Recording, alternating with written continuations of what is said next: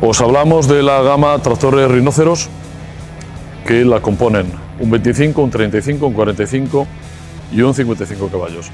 El modelo que estáis presenciando es el 35 caballos, con pala incluida, un modelo doble tracción, con doble bomba, tiene aceite suficiente para trabajar con la pala y al mismo tiempo maniobrar.